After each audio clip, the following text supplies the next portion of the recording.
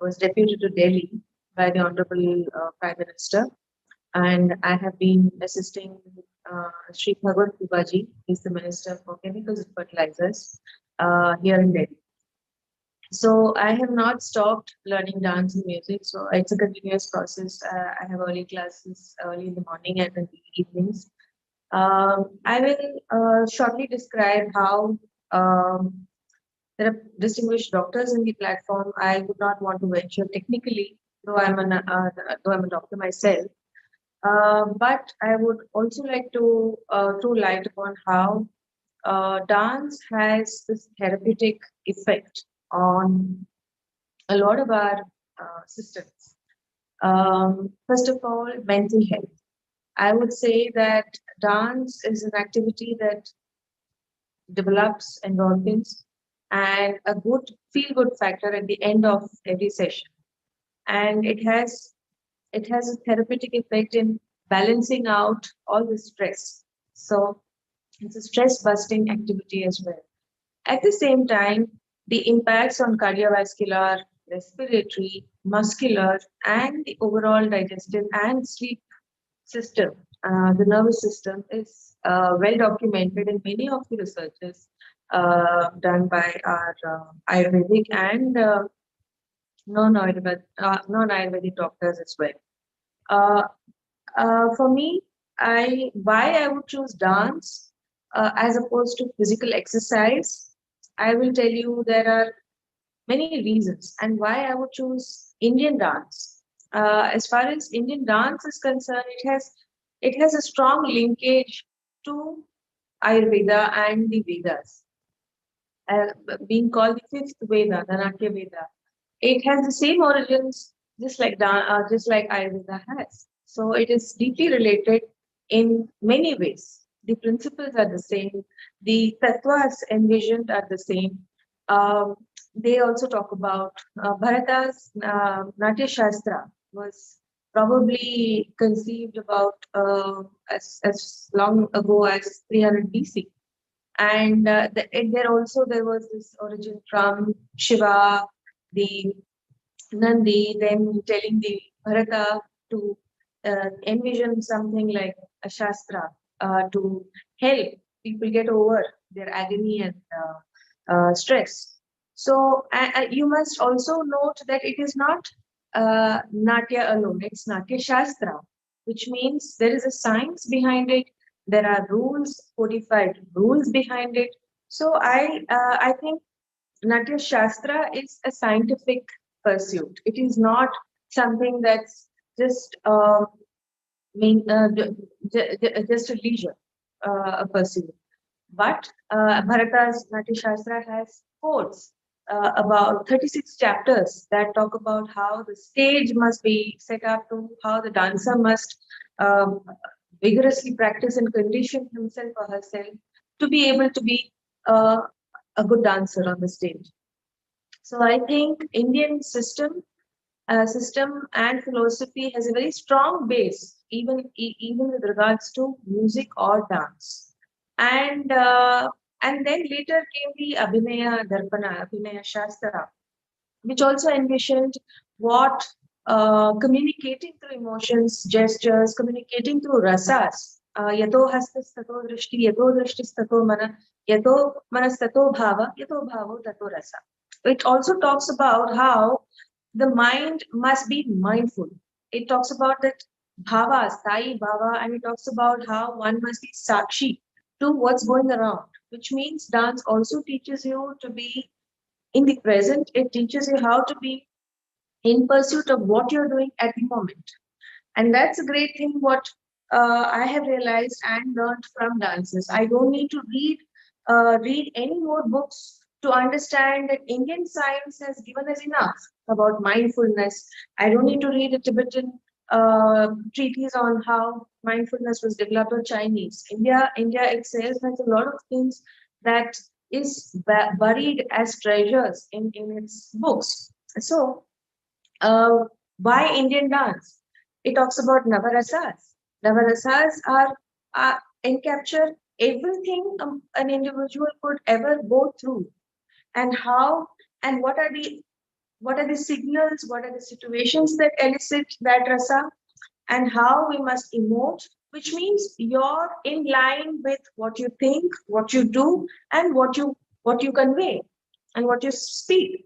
So dance teaches you to be it teaches you integrity between the mind, body, and the soul. It teaches you how to imbibe the meaning of the kavya, meaning of the piece, and then how you must emote. There are Ashtanayikas. They talk about how they go through different situations. So, dance is therapeutic because it allows you to think, it allows you to understand where you are out of alignment and how you can bring back by focusing on the task in the present. You cannot be dancing on the stage and be thinking about something else. It has to be in the present. It has to be nurtured, cultured, and like how the cow chews its cud. That is how it must be able to understand the rasa or the tatparya of the piece in order to demonstrate on the stage. So dance is not something that one sees as movement of their limbs and arms and their face. No, it has a scientific backup of all possible theories about the Panchabhutas and how one must align with a higher goal.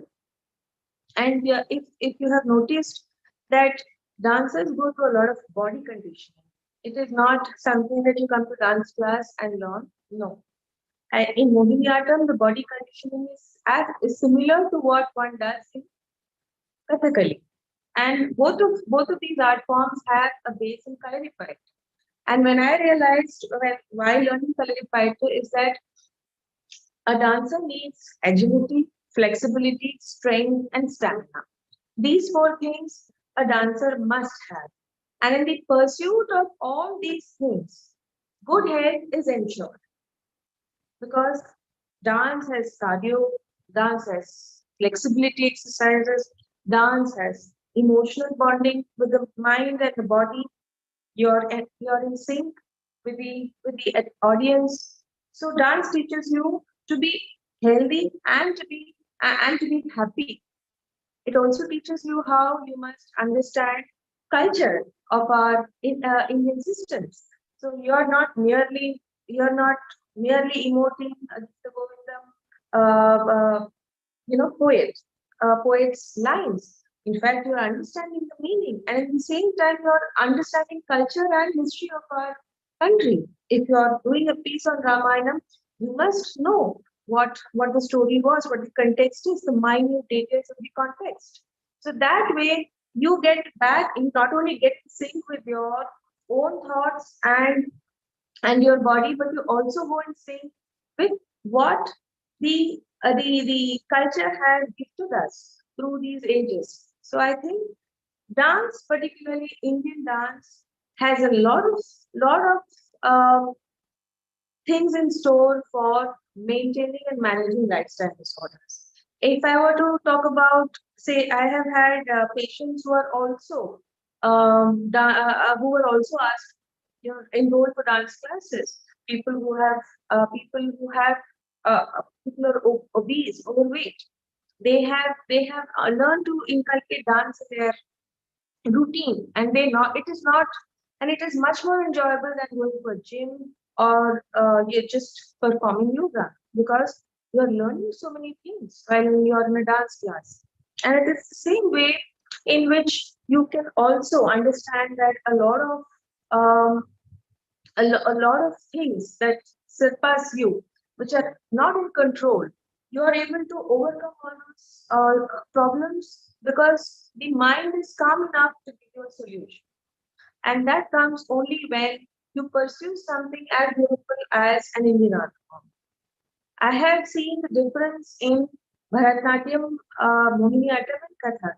In fact, I find Kathak very complex because I feel that Kathak needs a lot of mindfulness. You cannot be somewhere else and be singing the bowl and be doing the ladai or the lady or the behind if you are not present. You have to be able to count the numbers. You have to be able to sing your footwork with the tabla, and you have to be able to memorize. You have to be able to perform with stamina. So it teaches you a lot of things, and in the pursuit of all this, you become healthy. And Mohiniyattam teaches you to be. Mohiniyattam is a Lasya dance form. Mohiniyattam teaches you to be slow and steady. It might look very simple for someone who's doing something very slow, but no, it needs a lot of muscular strength. It needs a lot of agility and flexibility if you were to do a sustained movement over a period of time, rather than quick movements like in Bharatanatyam or Kuchipudi. And Kuchipudi, I have realized, Kuchipudi and Bharatanatyam, I have realized, are great cardio exercises, because at the end of a 1 hour session, you have your heartbeat up, your skin is flushed with blood, and you feel so you breathe deeply and heavily enough to have the blood pumped all over your body, and you sleep so better. So at the end of such a rigorous class, you not only have danced, burnt calories, you have learned something new, and you can go back home and sleep. And so I suggest, if at all we were to tell the patients to enroll at a gym or any health center, I would suggest the doctors to instigate some interest in dance. The age is just a number, and I am probably the oldest in my dance class, because I feel school there are many school kids who come. There are just entrant college kids who come to the dance class, but I'm not ashamed. I'm proud of the fact that I still want to turn up to a dance class at the end of a work day, at the end of a tiring work day, because I get to learn a lot of things, and it keeps your body youthful, it keeps your mind young, and at the same time, it dancers have the poise and the grace that others don't. You can easily spot a dancer in a crowd. So there are benefits innumerable, some tangible, some intangible. So I think the dancers, I think there is a need for more people to be initiated into dance. Many people are learning dance, but as an audience, as a new entrant, there aren't many people above a certain age group. So I think any dance form, contemporary also, but any dance form, so that people understand that being healthy can also be fun. Being healthy can also be a learning experience, and being healthy can also be equally Indian, because we have a lot of art forms that give you a seasoned mind and the body if you were to pursue. I think I have summed up what I'd like to say. Namaskar, Dr. Vaishnavi, thank you so much. We have enjoyed your presentation and what you offered here, particularly that comment about awareness and how you have to be fully aware, and the example you gave of Kathak, where there are very subtle aspects. Now, our audience here are here with us in the platform. They're also in different parts viewing on YouTube. And so I'm going to take the liberty of asking a few questions before we let you go. I know you have a busy schedule. So a few questions, if you will permit me. Now, you are a doctor. You have like to be known as a classical dancer, a singer, and most importantly, IAS, a civil servant. Now, this is this itself is a big dance that you have achieved. A dance that brings together so many things. Our audience would like to know a little more about yourself, partly because we are expecting to see you do, I can see you are very young, and we are expecting you to do many more amazing things in the civil services in India with time. So we are delighted you have joined us, but our audience are very curious. They would like to know a little more about yourself, where you were born, how you got into dancing, how you got into medicine, how you started doing all these amazing things. And I also noticed that you have other language skills. I suspect you're very fluent in Sanskrit, and you're also very fluent in one of the South Indian languages. I don't know which one, maybe Tamil. So please tell us, please share with us some more about yourself so that our audience know a little more about? So thanks from all of us for joining us today and sharing what is really dear to you, but we would love to know a little more about yourself.